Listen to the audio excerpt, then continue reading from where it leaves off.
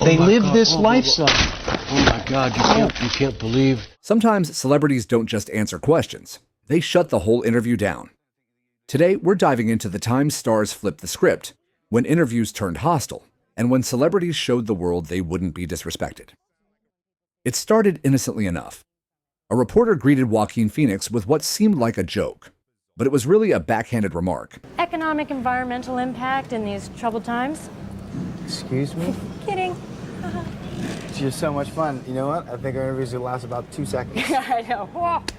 So this movie it's such a heartwarmer. I cried 3 times during the course of it. I don't believe you've ever cried in your life. Well, you know, it's a cruel and hard world being me, but I like to lie. What did you learn about yourself and your voice? Absolutely nothing. Yep.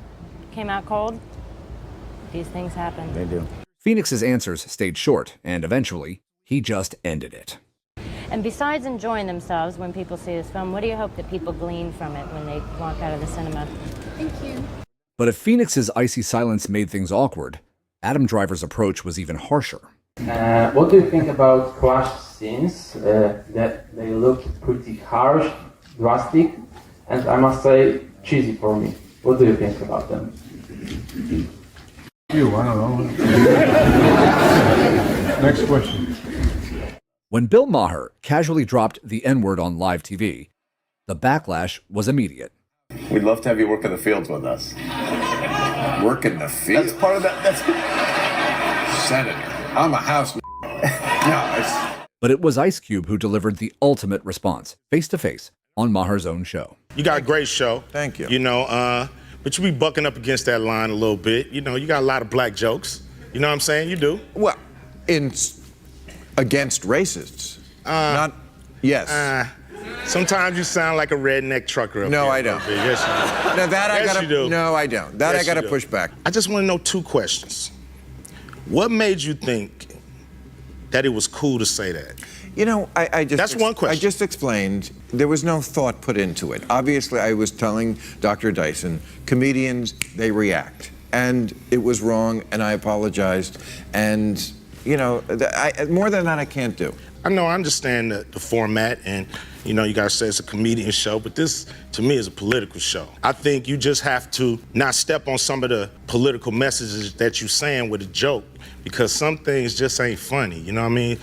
This is real right here. I like your show, I like you, but I think this is a teachable moment, not just to you, but to the people that's watching right now. I think the people watching right now are saying that point has been made.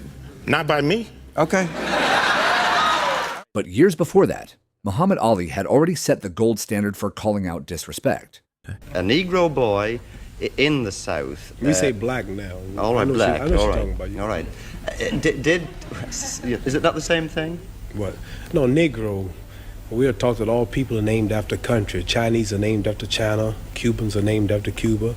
Irish people are named after Ireland. Indonesians named after Indonesia. Japanese are named after Japan. Australians are named after Australia. But there's no country named Negro. All right, then let me... You understand? I understand. You're not as dumb as you look. Let me rephrase. But not every confrontation stayed calm. Some spiraled dangerously close to real violence, like the clash between Cat Williams and Wanda Smith. What's your favorite thing to cook? Your boys say, yeah. They like for me to, I do a really nice broccoli. They like my broccoli, and they love my baked chicken. Hey, right now, look up your phone and see what it takes to make broccoli, and tell me, does it say heat up water? Shut up. Is that the only step in broccoli? Heat up water? Simmer. Have you ever heard of burned broccoli? Can you burn broccoli? You can't burn it because it's made in a pot of water. But then Smith hit below the belt. She brought up his arrests, something he had specifically asked her not to mention. I'm a great cook. Whatever. Yes, ma'am. You're good at heating stuff up. You're good at telling us about what's going on in jail. I've never been to prison. You have 19 several felonies, times. no convictions. Yeah, Knock it yeah. off. Prison Okay. and jail aren't the same. No. Okay, No. Calm No. down. Calm down. Only one of us has $12 worth of jewelry on. No. No, $12. No. If you want to have Wanda's jewelry, please go to Citgo or Quick Trip at any point. If you buy 2 packs of Newport 100s, they will give you everything Wanda has on right now for $7.99, and it comes with a free car wash. Won't you come on down? The show starts at 9. Wanda gets to the stage at 9:17. Please come on down. Go, Shay, please come get Miss Cat and do her hair. She's almost out of breath. Be careful now. Even on the radio, you can hear the fact that exercise has crept into her vocabulary. Hours later, the feud escalated off air when Wanda's husband allegedly confronted Williams with a gun. What started as banter became one of the ugliest clashes in comedy. Tom Selleck walked on to Rosie O'Donnell's show to promote a romantic comedy.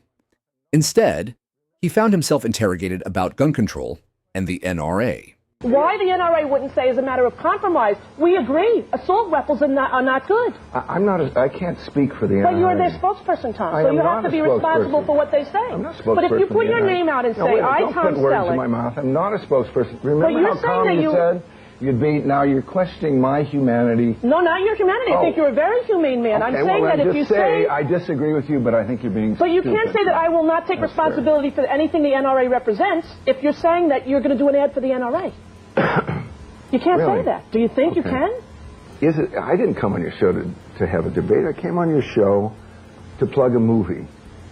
That's what I'm doing here. And that's what we did. If you think it's proper to have a debate about the NRA, I'm trying to be fair with you. As I am trying to. This is absurd. Ricky Gervais, on the other hand, didn't just defend himself. He attacked back when the hosts of The View accused him of sexism for a joke about sex and the city. Referring to Sex and the City, too, you said, I was sure the Golden Globe would go to the team that airbrushed that poster. Yeah. A little sexist. No, it's not. Why is it sexist? Well, because you're saying that the girls are older and they need to be airbrushed. No, I think they look great at their age. Oh. Why hide it? Oh. I don't think that you lose your sensuality or your beauty because you hit 53. I'm saying, why are they hiding it? Oh, I see.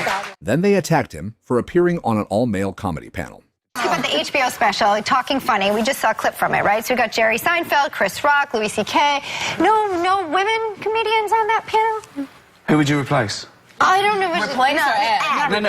No, because it was 4 people. It's just 4 people. Yeah, so who would you take off? I wouldn't. I would just add. There you go. Do you think women are funny? What's the difference? That's ridiculous. It's a different sensibility. Statistically, less women go into stand-up from what I've seen, so there's probably less to choose from. Right. But yeah, there are loads of funny women. I've worked with loads of funny women. Of course I have. There's loads of funny women here. Piers Morgan doesn't shy away from provocation, and Jake Paul took the bait. What began as questions about Paul's boxing credibility quickly spiraled into insults. Yeah, but peak Tyson, you wouldn't have lasted 10 seconds. And you versus going to the gym, you're still a fat ass. Actually, what do you want to talk I've been in the about? gym the last 2 days. What do you I'm in want to quite talk good nick. about? We can make up hypotheticals. You should go to the gym. If you went to the gym, I've been twice this week. I think I admire your work. I admire your work as a the gym. You don't think I can be Mike Tyson? I don't think you go to the gym. Okay, well, I do go to the gym, and there's actual photographic evidence. But here's my point to you. I think you're a great YouTuber, but I do think when you actually come up against a proper, serious boxer, and I suspect that Julio Cesar Chavez Jr. may be that person, it could all come crashing down. Piers, is that you think that your opinion matters. Well, why are you doing my show if it doesn't? Oh, I'm just taking your audience to sell pay-per-views. I don't give a fuck about your show. You dumbass. This is a business enterprise. Buy the pay-per-view on Saturday, June 28th, me versus Julio Cesar Chavez Jr. Thank you. Tune in, everybody. Cheers, Jake. Really enjoyed that. And good luck to Julio. Knock him out. Bill Burr is known for roasting anyone, but even he wasn't ready for what Howie Mandel pulled. And look who's here. Oh, hey, what's up? Sit down. Asshole. Billy Corrigan. Asshole. Yeah, I thought this would be great to bring a family together. He didn't tell you. In the middle of a podcast, Mandel brought out Burr's supposed half-brother, a man linked to his father's affair. He told me you were totally cool with me coming. That's what he does. That's what he does. I thought it would be a good surprise. Can this be edited out, or no? I can go. I mean, you told me Bill was. All right, no, I'll do it because that's the thing. He's bringing in here not because he's trying to heal the that we went through growing up. He's getting here just for the ratings. So Billy Corgan was nice enough on my podcast to talk about the fact that he told a story that he had never told before. My stepmother said to me, do you know who Bill Burr is? Bill Burr might be one of the children that your father sired in his days on being a traveling musician. If you do the math, he was a piece with and he had two kids this close together, and he named them the same fucking name. He thinks it's different because he's Billy and I'm Bill. Like, that's how he told the difference. Well, I was Bill when I was young. But you're right. I mean, with all respect. I just thought, well, whatever. You know, it's not that I don't like him. It reminds me of all of that. So, you know, it just seems more of the same from what I've been hearing. So now, what was supposed to happen? Are we going to go play catch? We're both in our 50s. Shane Gillis walked into what he thought would be a normal podcast appearance. Instead, the hosts joked that he looked like someone with Down syndrome, completely unaware that his family had lived with that reality. Bro, Shane actually has been working out, dude. This is fucking crazy. Let's see it. Hold on. That's crazy. Is this from West Point? That actually is. Oh, nice. You guys, and you know what? That's his rival's profile picture. Shane, can we click the video? I just want to hear the sound. I don't think that's funny. But, yeah, I see that. Like, you don't get it, you mean? Yeah. But that's not me, so yeah. I don't understand it. Yeah. That's wow. These guys are awesome. Yeah. They're having fun. Yeah. For you guys to sit here and be like, I don't get the joke. What do you say? Yeah. That's okay, dude. Let's bring it up and mock them. That's fucked up, dude. That's we're mocking dude. We're mocking you. By using them as an insult. Using? Yeah. We're using you. So you're insulting them by saying I look like them? Or you're insulting me by saying I look like them? This is you back in your victim thing. No, I'm not being a victim. I'm saying the jokes you're doing it's not like... It's not PC? That's not cool. But not every celebrity keeps things controlled. Vince McMahon showed what happens when the lid blows off completely. I would accept no responsibility whatsoever for their untimely deaths, none whatsoever. As far as, and you've got that little look on your face like, geez, Vince, how can you possibly say that? Well, but none whatsoever. I mean, they wrestled for you. They were part of your organization. They worked a couple of hundred nights a year for you. They lived this lifestyle. Oh my God, you can't believe. But not every celebrity responds with anger. Some, like Prince, handled it with pure style. I think this is substandard, or it's not up to your normal standard. Let's see.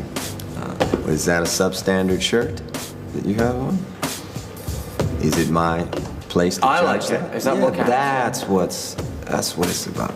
Yeah. Diane Sawyer's interview with Whitney Houston is still infamous. Sawyer grilled her about her weight, her health, and drugs, questions dripping with judgment. Houston wasn't having it. I'm going to show you the picture. Well, that's a bad shot. But that's not just thin. No, what is it? Diane, tell me. Do you know? It's scary thin. But do you really know? Do you really know? No, you know. Thank you. Anorexia. No way. They've written it. No way. Bulimia. No way. That it's because of drugs. No. Whitney dying. Crack rehab fails. First of all, let's get one thing straight. Crack is cheap. I make too much money to ever smoke crack. Let's get that straight, okay? We don't do crack. We don't do that. Crack is whack. As a teenager, Justin Bieber was accused of being nothing more than a product of marketing hype. A lesser star might have cracked, but Bieber stayed composed. You are basically a product of marketing. Okay. That when it comes down to it, it's all the YouTube hype, it's all the attention you get online. Okay. Do you see yourself as a product of marketing hype? I think that everything happened organically. It wasn't something that the record label was pushing. It was basically happened because my fans liked me. And I think that coming from Stratford, Ontario, and just like, it basically gave others like hope because I come from basically somewhere that nothing really comes from there, like nothing, like nobody's ever came out of Stratford, Ontario and been famous or... Wait, Lloyd Robertson has come out of Stratford, Ontario and been famous. He anchors the national news on CTV. I'm just saying there hasn't been somebody to come out and be known worldwide. Okay. Do you agree on that point? Well, you know, it's hard to say because I think Lloyd Robinson is known in a little town in Germany? Probably not, because he anchors the national news in Canada. So you're saying you've got international appeal. That's the point you're making? Ma'am. Reporters have been testing Mike Tyson for decades. But during one particular interview, a journalist went way too far. I'm trying to get to the bottom of, you said things like before fights about your opponents. I want to punch him on the tip of the nose to drive the bone up through his brain. You know what, can I tell you something? I was a young kid then. Yeah. What do you want to get from this interview? I want to see how much you've you've changed, Mike. You're a different person now, aren't you? Change comes really in time. You're irritating me now. I guess I did change because I'm not assailing you, but you're irritating me right now because I feel that you're evoking stuff from the past. That stuff is 15, 20 years ago. And then came the crossing of the line. The reporter mentioned Tyson's daughter, the daughter he had tragically lost. It had an effect. You mentioned family there. I mean, the awful incident with your daughter. I'd rather you not talk about that. You don't want to talk about that? Yes, don't talk about that, Dorman. But not all clashes came with yelling. Some were subtle, like Amy Winehouse's quiet but sharp correction. You know, you're standing on this young lady's foot. You noticed that? She's not young and I wasn't. Amy, so many songs come out of bad times in life. Can you hear him? Rude. You were. Russell Brand walked into a morning show where the hosts didn't take him seriously. They mocked his accent, called him hard to understand. All right, joining us now, he's a really big deal. I know. I'm told this. I'm not very pop culture. I'm sorry. People like to cause, like, you know, fake stirs and stuff. You know, funny, the accent, you know, when I see him in person, it's totally fine. Forgetting Sarah Marshall or the TV show, it's fine. But on satellite radio in the car, I can't understand a single joke you say. You can't understand it. But Brand turned it around. He hijacked the entire interview. For the person by their name, that's basic good manners. That is where Willie is heading. Who is Willie?